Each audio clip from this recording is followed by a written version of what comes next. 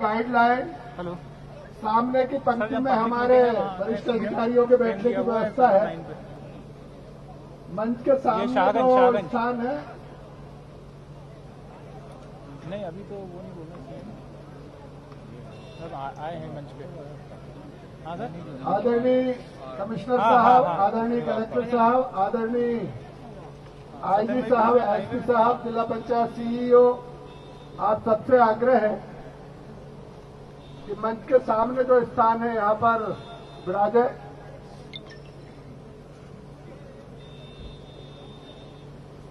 चलिए कुछ लोग इधर से आ जाए भैया,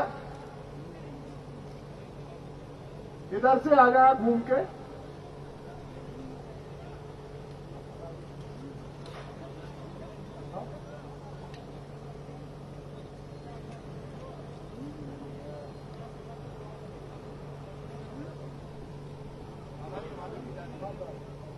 आप लोग वहां से भी आवाज पहुंच रही है, आप लोग वहीं अपना स्थान ग्रहण कर सकते हैं। जो हमारे बाढ़ प्रभावित मित्र है, जो परिवार है, वो वहीं पर रुके। इस कार्यक्रम में अगली कड़ी के रूप में विदिशा से सांसद आदरणीय रमाकांत जी भार्गव, जिनके नेतृत्व में समूची बाढ़ व्यवस्था का अधिकारियों के साथ बहुत बेहतर कोऑपरेशन करके जिन्होंने रात दिन मेहनत की है। माननीय मुख्यमंत्री जी ने भी पूरे मध्य प्रदेश के साथ साथ बुधनी होशंगाबाद के बारे में भी निरंतर रात्रि जागरण करके पूरी व्यवस्था का जायजा लिया है। हमारे जिला प्रशासन के लोगों ने भी भरपूर इस बाढ़ की विभीषिका में बहुत गंभीरता पूर्वक प्रयास किया है। जिला प्रशासन, पुलिस प्रशासन और गवर्नमेंट के अन्य विभागों ने भी इस सारी व्यवस्था को जिस तरह से आगे बढ़ाया है, इस सारी व्यवस्था पर संक्षिप्त प्रकाश डालने के लिए मैं विदिशा से सांसद आदरणीय रमाकांत जी भार्गव से आग्रह है कि वो आए और हमें बाढ़ से संबंधित मार्गदर्शन दें। आदरणीय भार्गव साहब, अभी चालू होगा क्या? तुम्हारा नहीं बोला, बोल दिया होगा तो उधर लगा ना, फिर अंदर आवाज। मध्य प्रदेश के जननायक, हमारे अपने नेता, जिन्होंने पूरे सप्ताह जब से बाढ़ प्रारंभ हुई तब से अभी तक निरंतर हवाई सर्वे कर सड़क मार्ग से पहुंचकर जनता के दुख दर्द को समझा है और कोरोना काल में भी अच्छे से संभालने का काम किया है। ऐसे हमारे जन नेता, हमारे आपके सबके नेता मान्यवर शिवराज भैया, मंच पर उपस्थित हमारे जिले के सम्मानीय अध्यक्ष रवि मालवीय जी, बुधनी के पूर्व विधायक आदरणीय राजेंद्र सिंह जी, आदरणीय महेश जी, हमारे मंडल के अध्यक्ष श्री वीर सिंह जी, भारतीय जनता पार्टी के वरिष्ठ नेता महेश शर्मा जी, और यहाँ पर उपस्थित और सामने मंच के बैठे हमारे पार्टी के सभी सम्मानीय और वरिष्ठ नेतागण, और यहाँ उपस्थित नगर साहिबगंज में संचालित 6 बाढ़ आपदा शिविर केंद्र में लोग जो रह रहे थे वो सब यहाँ उपस्थित हैं, और क्षेत्र से पधारे हमारे सभी सम्मानीय नेता और पदाधिकारीगण। मित्रों, 29 तारीख से जब बाढ़ का सुबह से आना प्रारंभ हुआ, उसी समय से माननीय मुख्यमंत्री जी ने पूरे प्रदेश की चिंता करी और बुधनी विधानसभा के गांव-गांव की चिंता करी। रात को 2:30-3 बजे तक निरंतर प्रत्येक गांव के कार्यकर्ताओं से संपर्क, प्रशासन को लगाने का काम गांव-गांव और घर-घर माननीय सीएम साहब ने किया, और उसका ये परिणाम हुआ कि हम सब आज सुरक्षित हैं और व्यवस्थित ढंग से शिविरों में भी रह रहे हैं।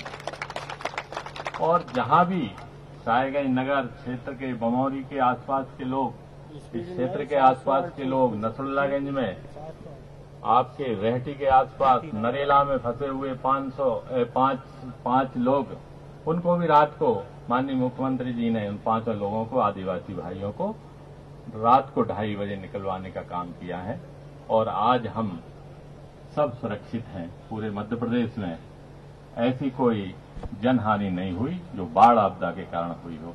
ये सब इस कारण से हुआ है कि हमारे नेता माननीय मुख्यमंत्री जी ने बहुत चिंता करी है हमारी, और इसका ये प्रभाव हुआ है कि हम सब सुरक्षित हैं और व्यवस्थित हैं। जिनके मकान कच्चे हो गए हैं, जिनके मकान टूट गए हैं, उन सब क्या भी माननीय मुख्यमंत्री जी अभी बताएंगे, निर्देश देंगे प्रशासन को। उन सबकी चिंता हमारे मुख्यमंत्री जी ने की है। जहां हमारा सोयाबीन खराब हो गया है नसरुल्लागंज अंचल में, उसकी भी माननीय मुख्यमंत्री जी ने चिंता कर रहे हैं। एक और हम माननीय मुख्यमंत्री जी से आग्रह करेंगे कि जो नदी के किनारे और नर्मदा मैया के किनारे जो धान का रकबा है और वो डूब में आ गया है और जो 2-3 दिन डूबा रहा है, उसमें भी मैं निवेदन करूंगा कि उसका भी सर्वे हो जाए, क्योंकि वो धान भी अब खराब हो चुकी है और उस धान में भी कोई फसल होने की संभावना मुझे लग नहीं रही। तो माननीय से अनुरोध करूंगा कि उसमें भी सर्वे कराने की कृपा करेंगे। मैं बहुत लंबा समय नहीं लूंगा, आज तो हम सब माननीय मुख्यमंत्री जी को सुनेंगे। बहुत धन्यवाद, प्रणाम, नमस्कार। धन्यवाद सांसद जी। मित्रों, आपसे पहले जो कांग्रेस के मुख्यमंत्री थे उन्हें भी देखा है। इल्ली लगे, ओले गिरे, तुषार हो, वो कभी 5वीं मंजिल से नीचे उतर के उन्होंने कभी आप लोगों के दुख दर्द में कभी हिस्सा नहीं लिया, ना आपके बीच पहुंचे। एक आप मुख्यमंत्री हैं कि ना तो रात भर खुद आप सोए और न बाढ़ पीड़ित क्षेत्रों के कार्यकर्ताओं से निरंतर संपर्क में रहे, और दूसरे दिन पूरे हेलीकॉप्टर से पूरे हवाई सर्वेक्षण आपने किया और उसके बाद निरंतर आप लोगों के बीच में उपस्थित है। मैं उन्हें आमंत्रित करता हूं, हमें मार्गदर्शन दे। आदरणीय शिवराज जी।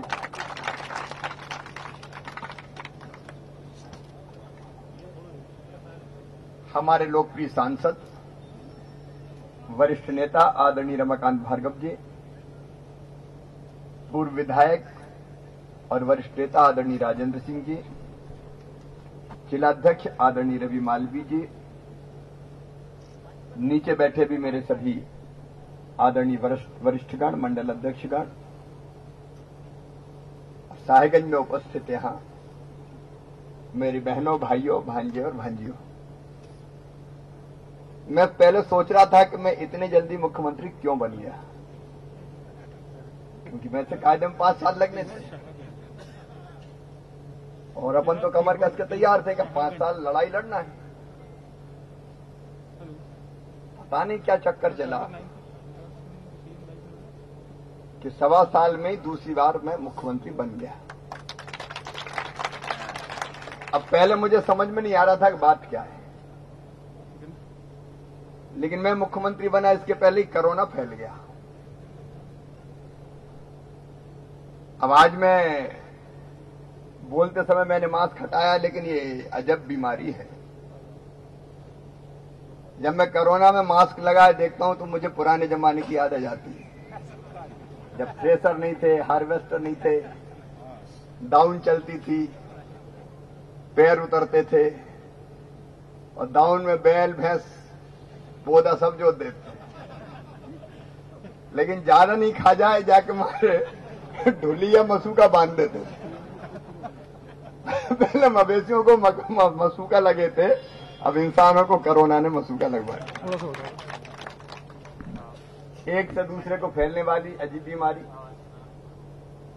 23 मार्च को मैं मुख्यमंत्री बना तो मैंने कहा मिलूंगा, जुलूंगा, जाऊंगा, क्षेत्र में पहुंचूंगा, नर्मदा मैया के दर्शन करूंगा, आपसे मिलूंगा। लेकिन 9 बजे शपथ ली और 10 बजे जब मैं मल्ल भवन पहुंचा और मैंने मीटिंग ली कोरोना बीमारी की, तो मेरे होश उड़ गए। चारों तरफ इंदौर में, भोपाल में, जबलपुर में बीमारी जड़ें जमा चुकी थी। और मैंने पूछा तैयारी क्या है निपटने की? अफसरों ने मुझे जवाब दिया कि अभी तो कोई तैयारी नहीं है। मैंने कहा अब तक करते क्या रहे? क्या पिछली सरकार के मुखिया ने कोई मीटिंग नहीं की? इंदौर में खूब फैल चुका था। मैंने कहा भाई यहां मीटिंग हुई? बोले नहीं हुई। मैंने कहा इंदौर में मीटिंग? बोले इंदौर में ली थी मुख्यमंत्री जी ने। लेकिन कोरोना की नहीं ली। तो मैंने कहा काय की ली थी? तो वो बोले आईफा की ली थी।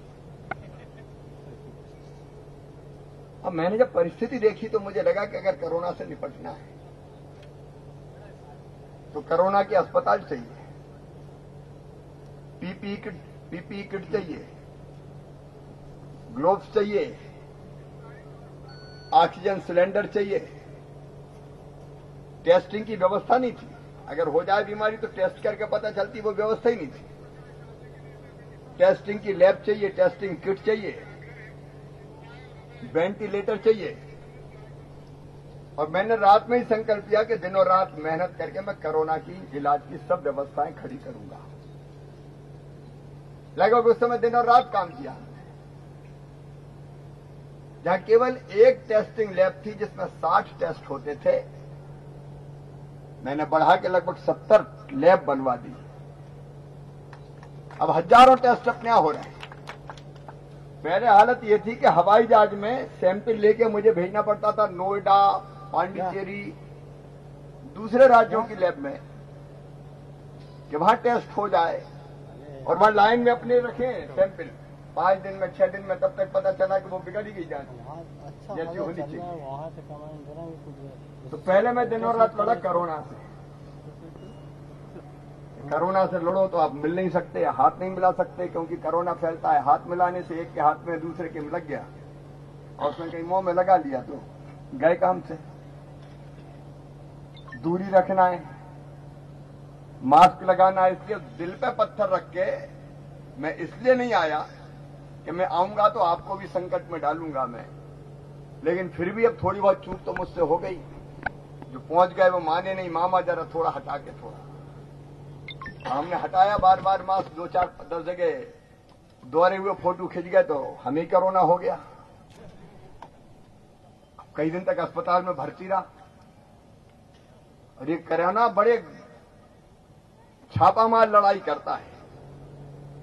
अगर आपने गले में दबोच लिया, इसको टाइम पे दिखा दिया, इलाज शुरू कर दिया तो ये यहां खत्म हो जाएगा। और कहीं फेफड़ों में घुस गया तो ये जान ले लेता है, फिर छोड़ता नहीं।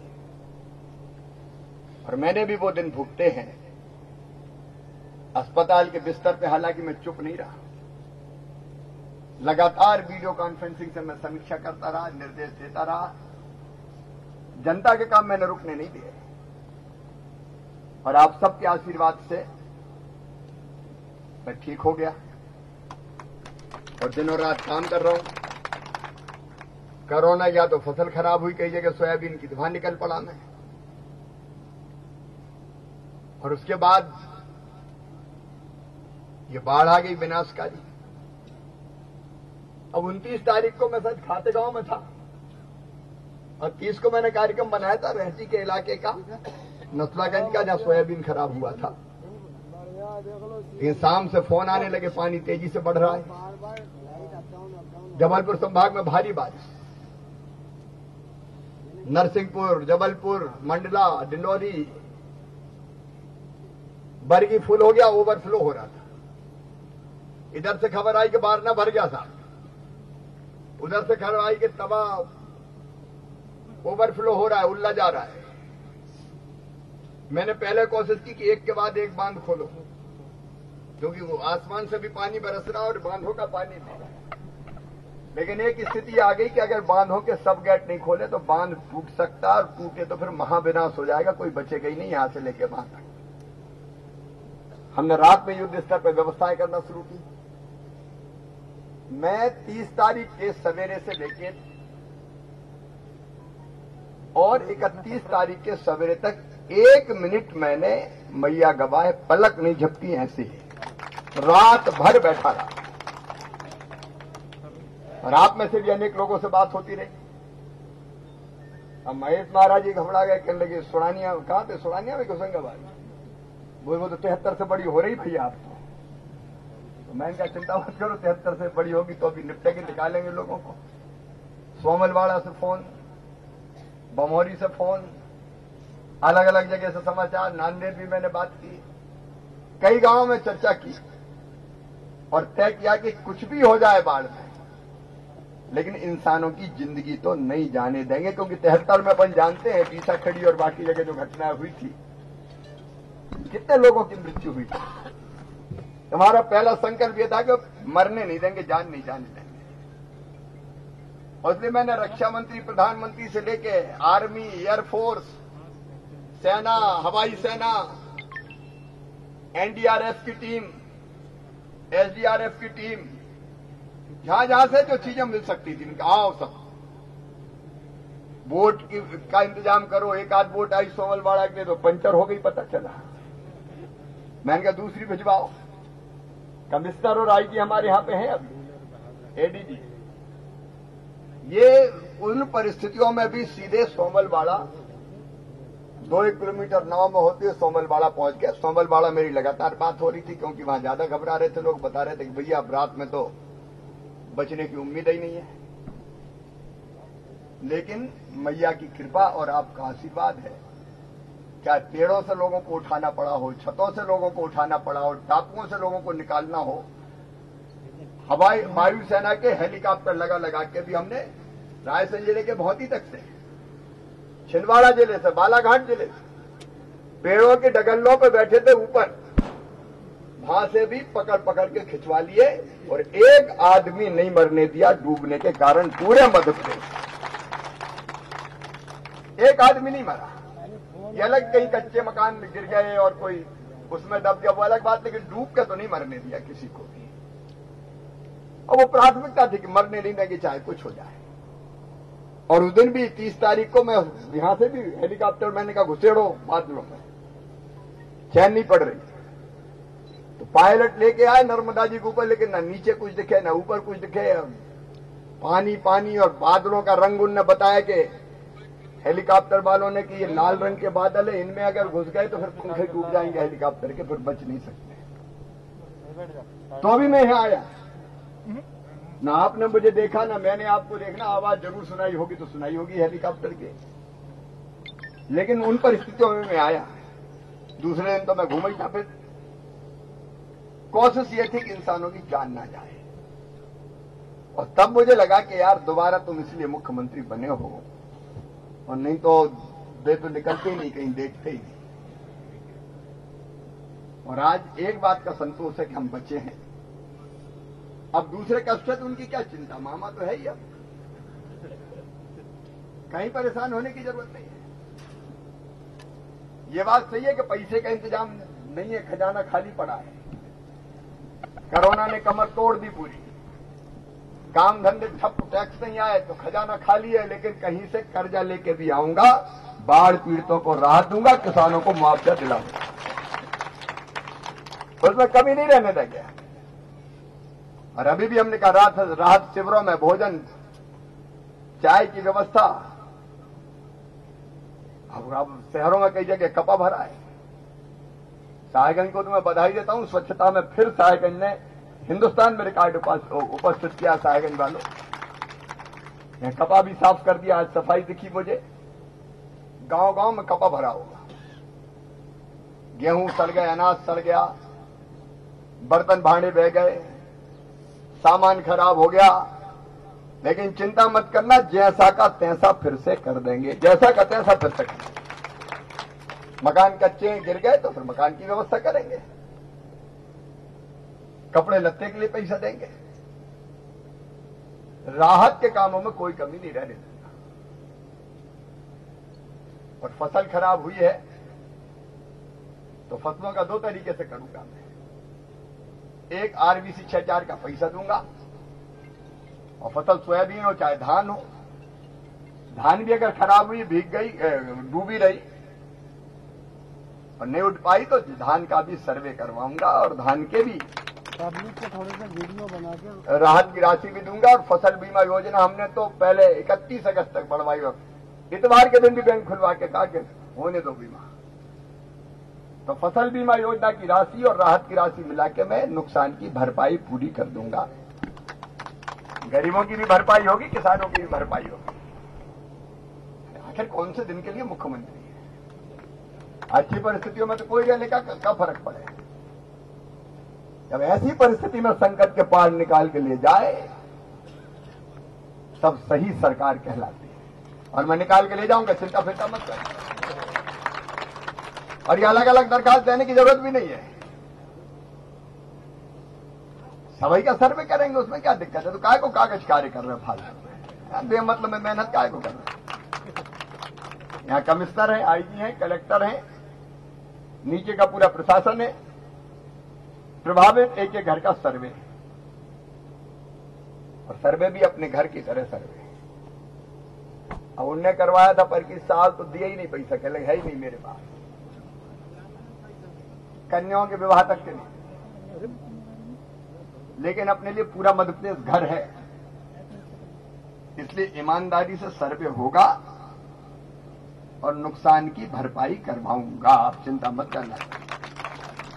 रमाकांत जी यहाँ बैठे, बहुत मुस्तैदी से उन्होंने मोर्चा संभाल रखा है, यहाँ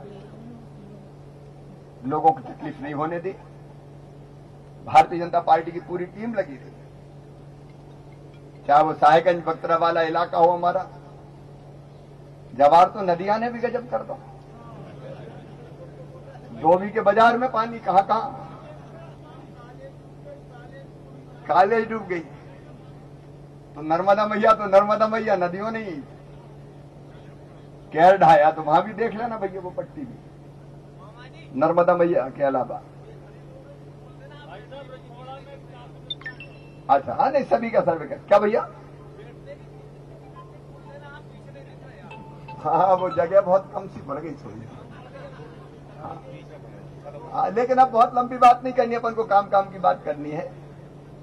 तो एक मेरे निर्देश है नुकसान की भरपाई के लिए सर्वे, और दूसरे जब तक बाकी व्यवस्था हो तब तक आधा क्विंटल गेहूं तो जिनके घर में पानी पहुंचाए तो तुरंत पहुंच जाए, ताकि रोटी की व्यवस्था हो जाए। बिजली रिस्टोर हो गई कि नहीं वो देख लें, बिजली जल्दी रिस्टोर करनी पड़ेगी। जब कैरोसिन की जरूरत हो 5-5 लीटर मिट्टी का तेल भी दे दो, तो जलाने के काम भी आ जाएगा। और बाकी जल्दी सर्वे पूरा करके पहले घरों की राहत राशि और फिर खेतों की राहत राशि, उसका वितरण में पूरा कर दो, उसका शुरू करेंगे। आज बहुत लंबी बात मुझे नहीं करना, क्योंकि प्रदेश के बहुत बड़े हिस्से में ये आपदा आई है। 14 जिले तो पूरी तरह से बहुत प्रभावित है, और चूंकि मुझे सबको देखना चाहिए, मेरा धर्म है, इसलिए यहां भी देखूंगा, वहां भी देखूंगा। आज मैंने 3 बजे से सारे कलेक्टर, कमिश्नर, आईजी, रिलीफ देने वाले जितनी संस्थाएं सरकारी, उनका वीडियो कॉन्फ्रेंसिंग करके सब जिलों के लिए मैं निर्देश दे रहा हूं। यहां प्रशासन पूरा देखेगा, रमाकांत जी, पूरी टीम है हमारी, कार्यकर्ता भी सब मॉनिटरिंग करें, अच्छे से ढंग से प्रशासन को सहयोग करें, संकट में सब मिलकर एक हो जाएं और एक होकर बेहतर से बेहतर राहत हम पहुंचाएं, कोई को तकलीफ ना बचे, ये मेरी कोशिश रहेगी। इसलिए कोई परेशान मत हो भैया बहनों, और कोई अलग अलग दरखास्त मत दो, सभी का होना है, तो कोई अलग अलग कहने की बताने की कोई जरूरत नहीं है। हम जहां नुकसान हुआ है सर्वे करवाएंगे और व्यवस्था पूरी करेंगे।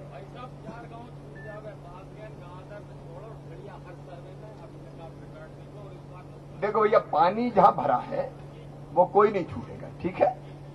ये बाढ़ की बात हो रही, तो बाढ़ का जहां भी नुकसान हुआ है वहां कोई ना छूटे, वो मैं देखूंगा, अपन मिलके देखेंगे। मैं ही कहा तुम भी देखो, मिलके देखेंगे, अपन मिलके अपन सब करेंगे। बहुत बहुत धन्यवाद। जहां भी, अब एक एक गांव का नाम लेने की जरूरत नहीं है, जहां पानी घुसा है वो अपन सब देखेंगे।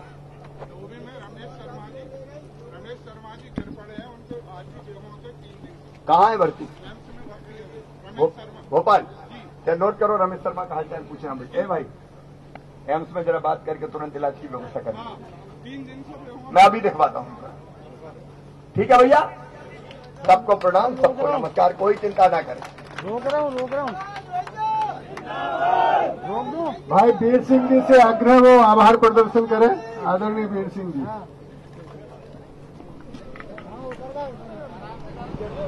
आज हम सबके बीच मध्य प्रदेश के जननायक